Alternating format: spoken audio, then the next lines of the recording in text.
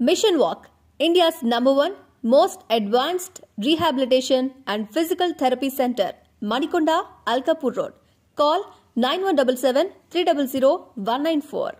మా బ్రాంచెస్ హైదరాబాద్, ఢిల్లీ మరియు పూణేలో కలవు.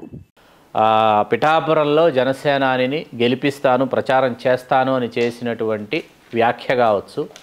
ఆ తర్వాత అసలు ముద్రగడ పద్మనాభం గారిని వైకాపా కేవలం పవన్ కళ్యాణ్ గారిని విమర్శించడానికి మాత్రమే మా తండ్రిని వాడుకుంటుందని చెప్పేసి ఆవిడ చాలా ఘాటైనటువంటి విమర్శ కూడా చేశారు.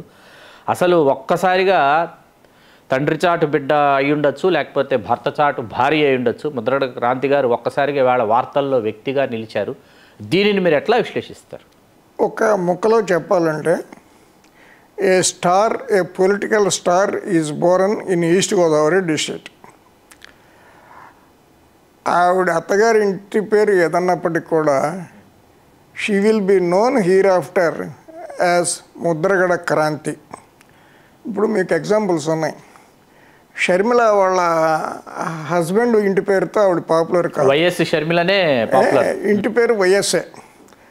ఆవిడకే కాదు, వాళ్ళకు పుట్టిన అబ్బాయి పేరు కూడా వైఎస్ రాజారెడ్డి అనే, కానీ తండ్రి ఇంటి పేరు రావట్లేదు. అట్లాగే క్రాంతి కూడా ఓకే, వాళ్ళ అత్తగారు కూడా వాళ్ళు ఫేమస్ కుటుంబం, గౌరవప్రదమైన కుటుంబం. వాళ్ళ మామగారు కూడా చాలా పెద్ద మనిషి. In spite of all that she will be known as only Mudragada Kranthi. Mudragada Padmanabham అరాచక రాజకీయాలకు దూరంగా, సమాజానికి దగ్గరగా, పద్మనాభం సమాజానికి దూరంగా అరాచక రాజకీయాలకు దగ్గరగా బతికారు ఆయన బతికినంతకాలం. ఈ అమ్మాయి లేదు, ఈ పాప ప్రజలకు దగ్గరగా, అరాచకాలకు దూరంగా, ఒక లాజికల్గా ఒక రాజకీయం చరిత్ర సృష్టించబోతుంది అనేది నా అంచనా. 2029లో మహిళలకు 1/3 రిజర్వేషన్ వర్తిస్తుంది చట్టసభల్లో. మనకు 175 మంది శాసనసభ్యులు ఉంటే కుడి ఎడంగా 58-60 మంది మహిళలు చట్టసభకు ఎన్నికవుతారు. అసెంబ్లీకి, పార్లమెంట్కి 8-9 మంది మహిళలు ఎంపీలుగా ఎలక్ట్ అవుతారు. ఇది చాలా కరెక్ట్ సమయం, కరెక్ట్ నిర్ణయం. మీరు ఆ అమ్మాయిని విజువల్స్లో చూసి ఉంటారు. నిన్న నేను విజువల్స్లో చూసా. ఆ పాప ఇప్పుడు 1980 ఆగస్టులో పుట్టింది. నాకు 86 నుంచి పద్మనాభం గారితో పరిచయం, కెర్లంపూడి ఉపమాతో పరిచయం. సో నేను ఆ ఇంటికి వెళ్ళేటప్పటికి ఆ పాప వయసు ఎంత, 5.5-6 సంవత్సరాల వయసు.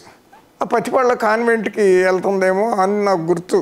ఆ యూనిఫామ్ వేసుకొని వాళ్ళ బస్సులోనో అదే చిన్న వ్యాన్లోనో ఎట్లాగో వెళ్తున్నట్టుగా నాకు స్పృహ ఉంది. అయినప్పటికి కూడా నిన్న ఆ పాప ప్రకటన చూస్తే నేను చాలా ఆనందించా.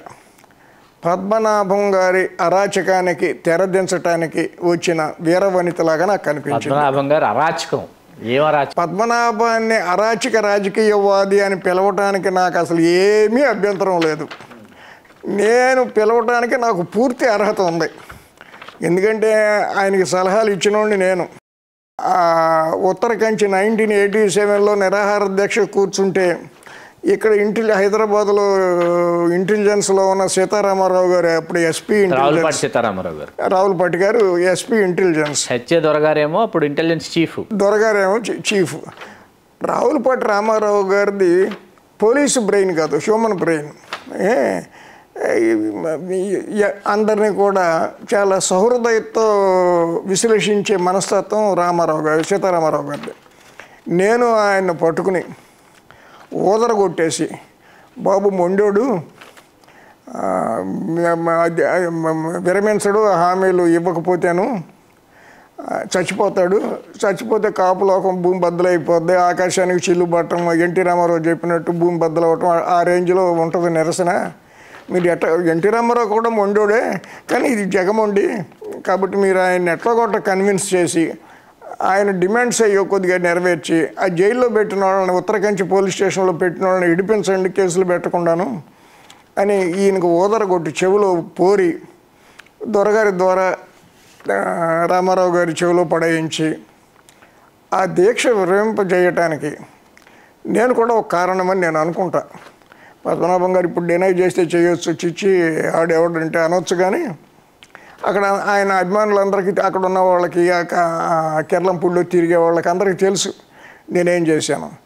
ఇంకొకసారి డిటి నాయక్ గారు విజయవాడలో కమిషనర్, అంతకుముందు ఎస్పీ కాకినాడ చేశారు కానీ కమిషనర్ విజయవాడ. ఈయన పద్మనాభం గారు అంటే ఆయనకి సదభిప్రాయం, మంచి నాయకుడు అని. ఈయన మళ్ళీ నిరాహార దీక్ష కూర్చున్నాడు. ఆ కరెంటు బిల్లులు అడిగే ఫీజులు పట్టుకుపోయారనో, మీ ఇంట్లో కరెంటు మీరు కాల్చుకుంటే బిల్లు కట్టమంటే మీరు నిరాహార దీక్ష చేస్తానంటే ఎట్లా? ఆయన అట్లా చేశాడు.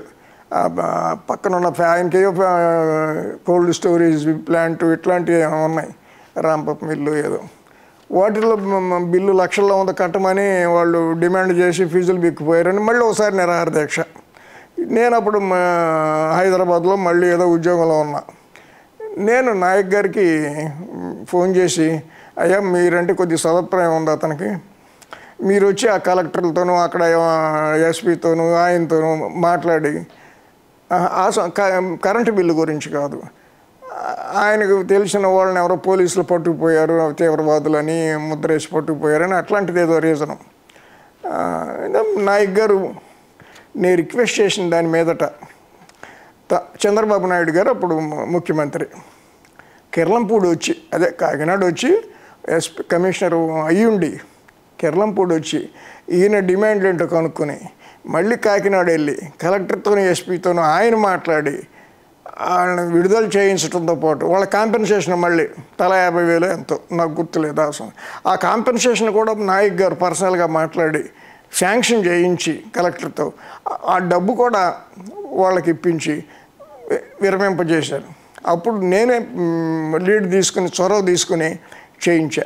నాయక్ గారు నా మీద ఉన్న గుడ్ విల్ కానీ లేకపోతే పద్మనాభం గారి మీద ఉన్న గుడ్, ఇట్లా అనేక సందర్భాల్లో నేను ఆయనకి తోడుగా ఉన్న వ్యక్తినిగా, దగ్గరుండి చూసిన వ్యక్తిగా పద్మనాభం గారిని అరాచకవాదిగా తయారైపోయారు అని చెప్పడానికి నాకేమీ సందేహం లేదు. ఇక ఇటు విషయానికి వస్తే కాపులు, ఇప్పుడు కాపు అనేది ఒక భావన, కమ్మ అనేది భావన. ఇప్పుడు ఆయనకి ఏమున్నాయో మీకు అయ్యే ఉన్నాయి, ఆయనకి ముక్కు చెవు ఉంటే కళ్ళు ఉంటే మీకు అయ్యే ఉన్నాయి, ఆయన కోస్తే నెత్తురు వస్తుంది, మిమ్మల్ని కోసిన వస్తుంది, ఆయన అదే తింటాడు, మీరు అదే తింటారు. ఆయన కమ్మ. ఏంటి డిఫరెన్స్ కమ్మకి, కాపుకి, రెడ్డికి, మాలకి, మాదికి, వీటికి ఏంటి మధ్యలో ఉన్న డిఫరెన్సు? కేవలం భావన. ఆ భావన భ్రష్టు పట్టిపోయింది. మేము కాపులం అని చెప్పుకోవడానికి పద్మనాభం గారి వల్ల సిగ్గుపడిపోతున్నారు చాలామంది. కాపు అని చెప్పుకోవడానికి వారు నువ్వంటరా పద్మనాభం కంపెనీ అయినా అన్నట్టుగా వచ్చేసింది. ఈ అమ్మాయి వల్ల ఆ అగౌరవం పోతుంది కులానికి అనేది నా భావన ఒకటి. నెంబర్ 3, నాయకులు అనేవాళ్ళు ప్రజల్లోంచి రావాలి, ఆకాశంలోంచి రాకూడదు. పవన్ కళ్యాణ్ ఆకాశంలోంచి వచ్చారు. సరే, ఆయన యుద్ధం చేస్తున్నారు, అసెంబ్లీలో అడుగు పెట్టాలనే ఒక తీవ్రమైన కోరికతో ఆయన్ని సగానికి ముప్పాతికి సగానికి దించేసుకుని ఇవాళ చేతులు కట్టుకుని ఎవరెవరి ఇంటికో వెళ్ళి ఆయన ఇవాళ జయం కేవలం అసెంబ్లీలో అడుగు పెట్టడం, తర్వాత దేశాన్ని ముఖ్యమంత్రి అవ్వడం, పరిపాలించడం, అవన్నీ తర్వాత. ఎందుకెంత బాధపడుతున్నారు ఆయన అంటే, ఎందుకెంత శ్రమ పడుతున్నారంటే ఆయన ఆకాశంలోంచి వచ్చాడు, కింద నుంచి రాలా, భూమిని చీల్చుకుంటూ వచ్చిన మొక్కలాగా రాలా ఆయన. ఈ అమ్మాయి వచ్చింది, ఈ అమ్మాయి లీడర్ అవుద్ది. షర్మిల కంటే కూడా క్రాంతి గొప్పది. షర్మిల రాజకీయాల్లోకి ఎందుకు వచ్చింది? వాళ్ళ అన్నయ్య సంపాదించుకున్న ఆస్తుల్లో ఈవిడికి వాటా ఇవ్వలేదని వచ్చింది.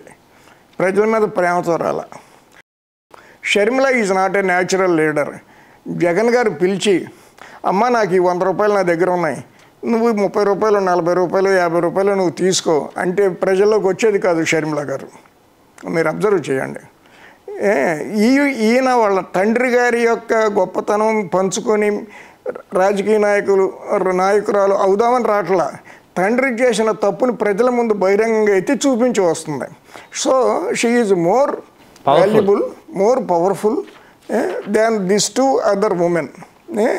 అందుకని భవిష్యత్తులో ఆమె చూసారా పర్సనాలిటీ కూడా ఎంత దృఢంగా ఉందో. She is going to be a very strong iron lady political figure in Andhra Pradesh politics and east గోదావరిలో అన్డిస్ప్యూటెడ్ లీడర్ అవుతుంది. It may take 5 to 10 years. కనుక పద్మనాభం గారి వల్ల కాపులకి కలిగిన అసౌకర్యం, అప్రదిష్ట, అసహనం అవన్నీ ఈవిడితో తుడిచిపెట్టుకుపోతాయని నేను నమ్ముతున్నా. Thank you sir. Thank you. Please do subscribe to Telugu Rajyam channel. Please do subscribe to Telugu Rajyam channel. Please do subscribe to Telugu Rajyam channel. Hi అండి, నేను మీ ఆర్పీని, నెల్లూరు పెద్దారెడ్డి చేపల పులుసు ఓనర్ని. మీరు తెలుగు రాజ్యం అనే ఈ యూట్యూబ్ ఛానల్ సబ్స్క్రైబ్ చేసుకుని మంచి మంచి వీడియోలతో వస్తారు. Thank you so much. Hi people, I'm Sonakshi Verma and you please watch Telugu Rajyam and please subscribe to the channel.